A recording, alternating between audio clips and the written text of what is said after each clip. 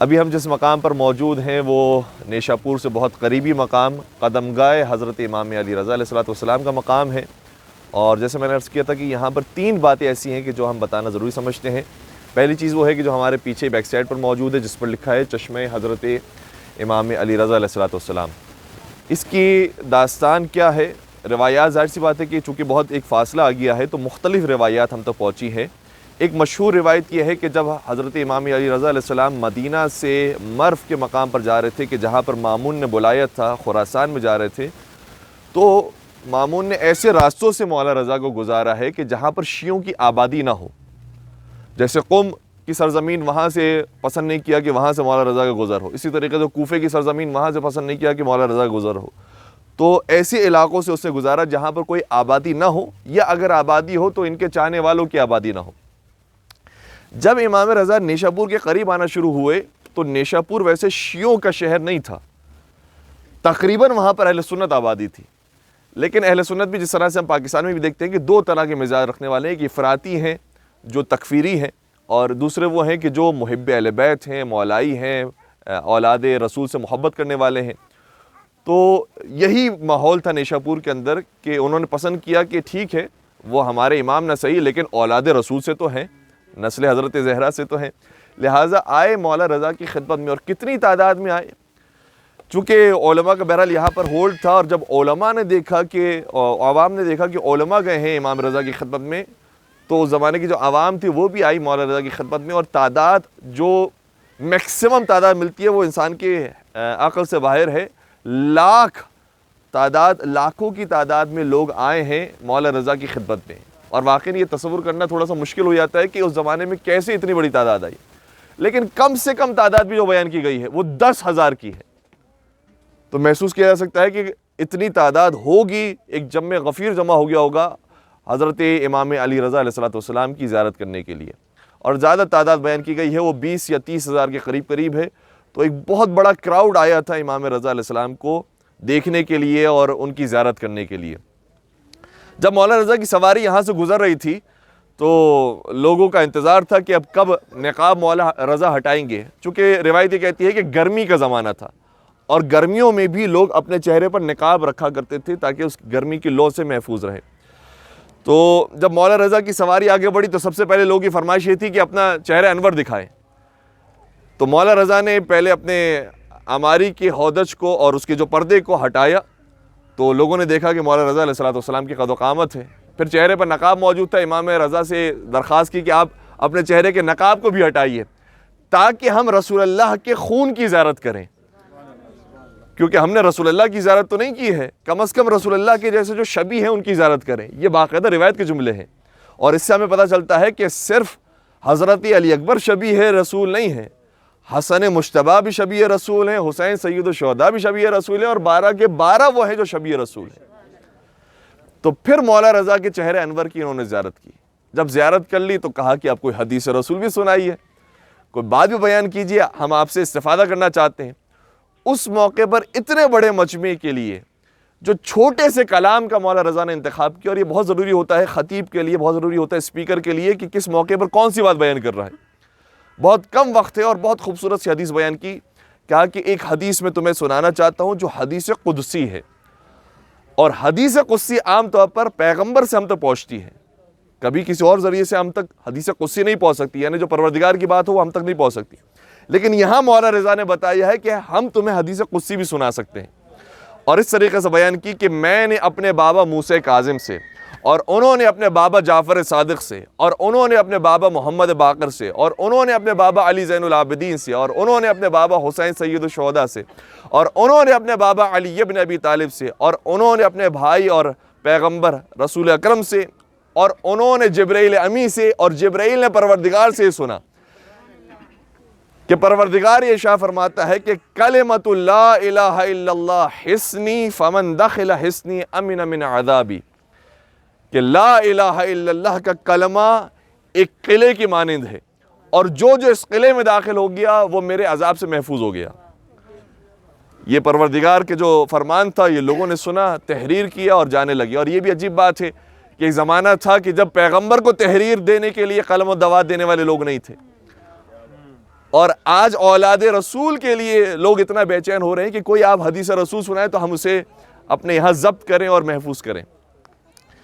پھر جب یہ حدیث رسول بیان ہو گئی، مولا کی سواری آگے بڑھی، اور سواری آگے بڑھنے کے بعد پھر محمل کا پردہ ہٹا۔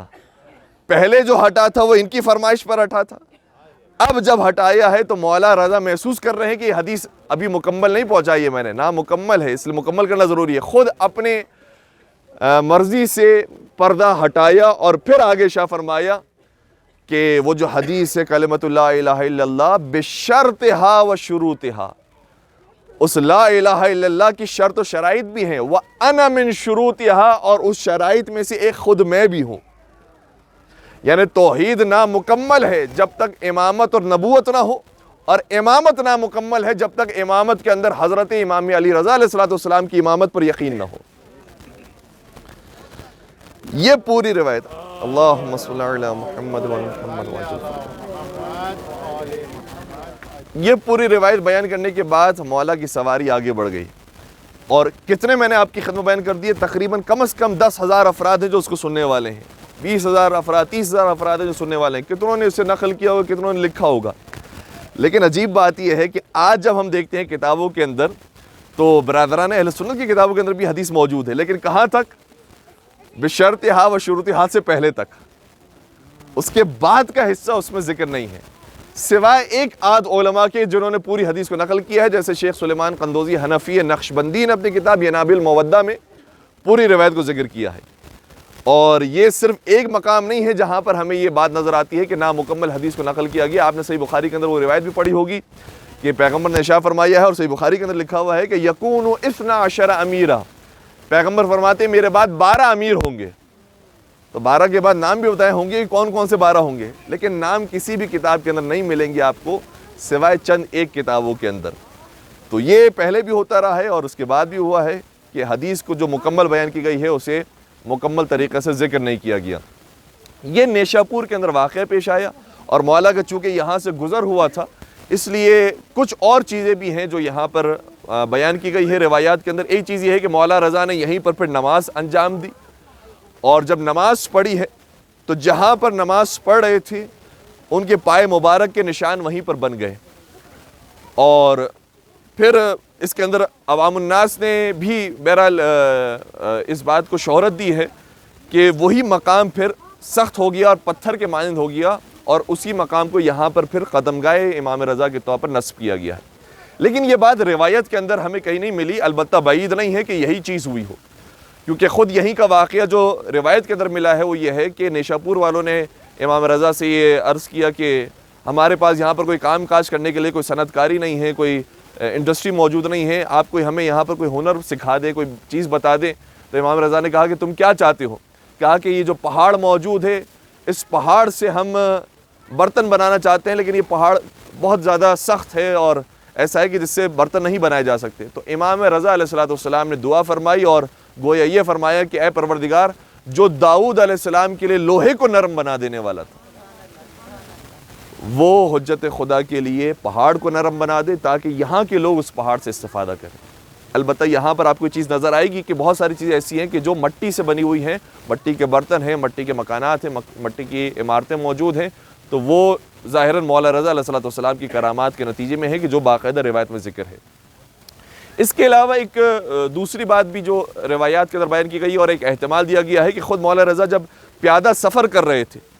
تو وہیں کے لوگوں نے دیکھا کہ امام رضا کے قدموں کے نشانات بن گئے ہیں، انہی قدموں کے نشانات کے مطابق ہی پتھر کو تراشا گیا اور پھر وہ پتھر یہاں پر نصب کیا گیا ہے۔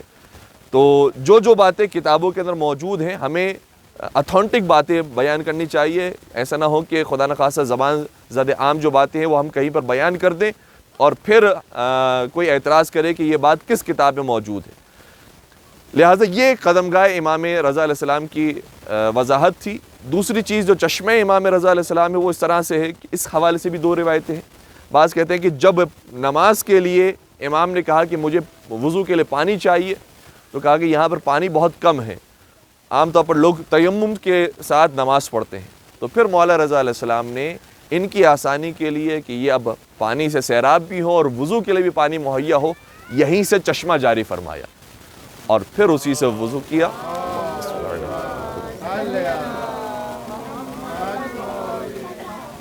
اور پھر خود اسی سے وضو فرمایا اور پھر اس سے نماز انجام دی. اور دوسری روایت کے مطابق یہ کہ یہاں کے لوگوں نے شکایت ویسے ہی کی کہ اے امام یہاں پر پانی بہت کم ہے, ہمارے لیے پانی کی قلت ہوتی ہے, آپ کو انتظام فرما دیجئے. تو مولا نے ویسے ہی ان کے لیے چشمے کا انتظام فرمایا اور آج بھی یہ چشمہ آباد ہے اور آج بھی اس میں سے پانی جاری و ساری ہوتا ہے. 1000 سال گزر گئے ہیں لیکن مولا رضا کا معجزہ آج بھی اسی انداز سے تر و تازہ ہے. البتہ یہاں پر چونکہ کرونا کی جو سچویشن قائم ہوئی ہے اس کے بعد یہ چشمہ امام رضا قریب سے بند کر دیا گیا ہے کیونکہ جگہ تنگ ہے, سب ایک ساتھ جائیں تو خدا نخواستہ کسی کی وجہ سے کسی کو مرض لاحق نہ ہو جائے. لیکن اس چشمے کا جو پانی نکلتا ہے وہ یہیں پر ہمیں بیان کیا گیا ہے کہ سبیل کی صورت میں موجود ہے, بیک سائڈ پر جہاں پر ٹیپس لگے ہوئے ہیں وہاں سے چشمے امام علی رضا علیہ السلام کا پانی آپ بھر سکتے ہیں. مولا رضا علیہ السلام کی خوشنودی کے لیے ایک باوزہ بلند درود پڑھ دیجیے گا, محمد و آل محمد.